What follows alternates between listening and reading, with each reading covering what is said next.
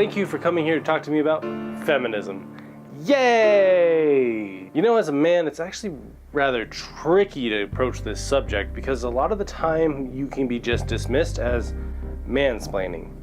So, if you can look past my sex and accept me as a person, then we can start towards the middle ground in this debate of, is feminism actually anti-men? For this middle ground, I'm once again going to utilize the free-flowing middle ground that we established in the assimilation debate, which you can check out with the iCard now. But you likely notice within the debate how pro and anti both agree on the definition of feminism, that it should be for all gender. But the main obstacle here, and the reason that we can't use the three major crossroads, is actually hiding in plain sight, to the point that many people reject it, dismiss it, or just deny it. And that is, within the feminist movement, there are those who take the definition of feminism, they strip men out of it, and they narrow it down just to women's rights activism, which is fine. Women clearly do need to have women's rights activists, because there's a lot that our society could improve upon. But when they take men out of the equation, it stops being feminism altogether, and they shift into just purely women's rights activists, or what I affectionately refer to as a femi-diva. You likely know what a diva is, but in case you need a refresher, a diva is someone, male or female, that only focuses on their needs, their wants, and mentally elevates themselves above everyone else. And that's what a femi-diva does to the feminist movement. They only focus on the needs and the wants of women while mentally elevating them above men, thus creating an absolute inequality between the sexes. They cannot be equal under femi-diva logic. And this logic has been so popularized that that is where I truly believe this debate even stems from. So if we're going to find a middle ground and a solution to this debate, we gotta focus on this. If we are ever to believe anti when they stand by the definition of feminism and to dismiss any anti-male claims, or they come out and say, feminism is not anti-men, then those on the anti need to take it a step further and dismiss the femi-diva rhetoric and admit that feminism is not just always for women. They need to consciously make the effort to say that feminism is for men, feminism is not anti-men, and anybody who speaks anti-male rhetoric is not a feminist. Women's rights activists have smartly reframed what they're doing into the term that you likely are very familiar with, called third wave feminism, or as it properly should be referred to, radical liberal feminism, which is a mixture of two modern movements that insists and declares that women are always going to get the short end of the stick, and subsequently that men are always going to come out on top. Thus, the patriarchy needs to be demolished, and we need to be socially reconditioned to reframe every single interaction into this utopian layout that's almost like this asexual situation in terms of the fact that everybody would get equal sexual respect. However, when we come back to reality, we realize that utopian philosophies are flawed, they can never exist, and if we're going to make any room towards this middle ground, both anti and pro are going to need to dismiss femi-divas as feminist allies. To make my point, we have to accept that feminists are for gender equality for all, and that means that all are treated equally and viewed equally.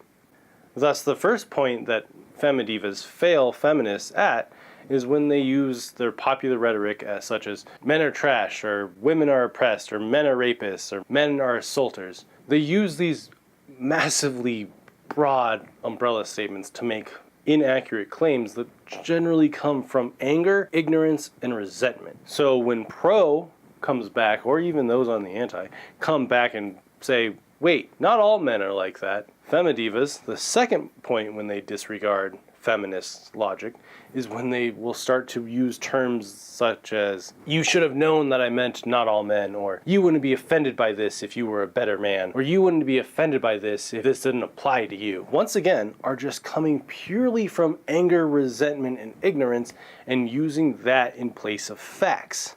While true feminists understand that if we are going to achieve any form of gender equality, it is going to need to be built off of a sturdy foundation built upon facts and logic, because any misrepresentation of either gender is going to always put them 10 steps back to every 1 step forward is what this misinformation costs. And femidivas are out there rampantly posting it on Facebook, defriending, blocking, and encouraging anybody who disagrees with them to go themselves. And that's not okay, because that is not going to help any kind of form of gender equality. And the reason that it's not okay is because they're doing it underneath the feminist label, which, again, they're not feminists. But to be a feminist, you have to be a women's rights activist and a men's rights activist. Put them together, and you get feminism. Knowing that we had to bring both sexes together to have any possibility of feminism be successful, we have to understand and accept that allowing any portion of one side to call the other side trash is not going to be productive to getting allies. And thus, it's not going to be productive towards the movement's success. And thus, the movement will inevitably fall apart and die. To make any advancement towards the middle ground, I believe it is important at this point to point out that anti is going to be very resistant towards abandoning any woman that claims themselves to be an ally to the feminist movement.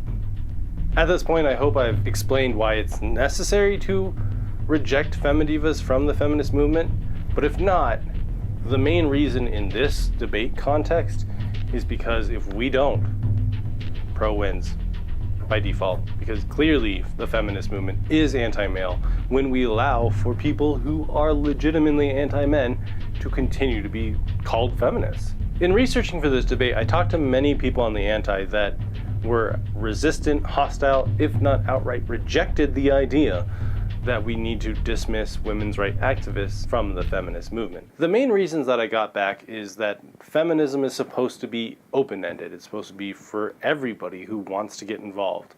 Because again, it's for the equality of the genders, so everyone should be involved. Other reasons I got back were feminism doesn't need to be this rigid little thing and should not have these standards that isolate and alienate other people, because for so long, women have been told how they have to dress, how they're supposed to behave, speak, look, and if the feminist movement were to do the exact same thing, they would be no better than the patriarchy. So they don't want to adopt these rules and these standards out of fear of alienating any potential allies. Another reason that antis gave me to justify the inclusion of femidivas is that women are still oppressed more than men, and so it makes sense why the feminist movement would be more focused towards women specifically, because across all of the developing worlds, women still, by and large, get undereducated, don't learn how to read, they're sexually assaulted more. And so feminism still needs to focus on women more, so that's why women's rights activists play such a huge role in modern feminism, which antis who are actual feminists always try to include men in somehow and be like, oh, well, we'll get to that. We have this other war to fight right now. And women's rights activists are like, hey, we'll join you in that war. So anti is like, yeah, they should be allowed to operate under the label of feminism. Which again, if they do that, they automatically lose this debate. The final reason, I only got this a few times, but the final reason that I got is that historically speaking, the feminist movement has been for women. It has been a focus on women's suffrage, women's equal treatment in the workplace, women's ability to even work. There's such a long list, and historically the feminist movement, or the word feminism, has only been used specifically to fight for women's rights. So if we were to remove women's rights activists from the movement, we would in effect be killing the entire movement. Yet, when I talked to antis, they always came back to the definition of feminism to defend how it's for everybody and how it's for equality. If we are going to admit the historical record and accept that as fact, which it is, then we have to look at feminists' future in this reality and maybe consider that this modern feminist movement needs to be different than the rest of them. If we're going to be able to make any progress with pro demands that men need to be included in the conversation of gender equality.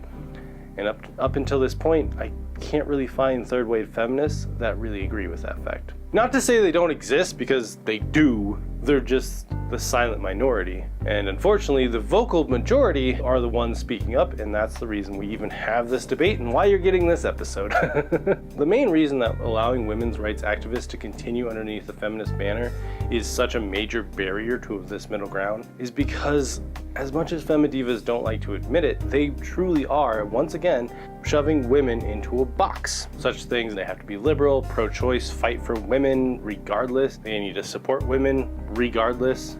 Believe all women. So for anti to make any progress towards a middle ground, they're going to need to do something that is going to be very hard for a lot of antis out there. They're going to need to accept that not all women are or need to be allies. If anti can truly accept that women are individuals and they're all able to make their own choices and live the life the way that they want, is what feminism is all about, then we can make some grand progress here, because we can start to look at what feminism truly needs to be, rather than needs to be this like, you have to be an ally if you have this gender. The main reason that that's an issue is it will always give pro fuel and allow them to win this debate, which we don't want anybody to win here unless everyone can win. So we got to get them to a middle ground for a win-win. Allowing femidivas to do this doesn't allow the feminist movement to control their message. And so it can be misconstrued into whatever someone wants it to mean. What do you think, though? Is it right to give anti the benefit of the doubt that the definition of feminism is for gender equality, and thus we can just remove women's rights activists? Or has feminism always been about only women's rights and anti-male rhetoric, and thus this debate shouldn't even happen because pro just wins? It's a frustrating one, it really is. But I want to know what you think, so please let me know what you think about this debate, what I did on this video, or my facts in the comments section down below. Thank you so much for watching this with me. Let's just end this debate.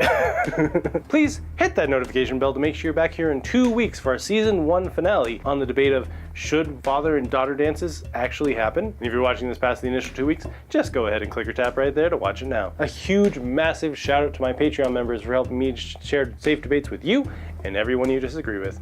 As always, this has been TMF, and I hope you have a wonderful rest of the time in whatever zone you find yourself.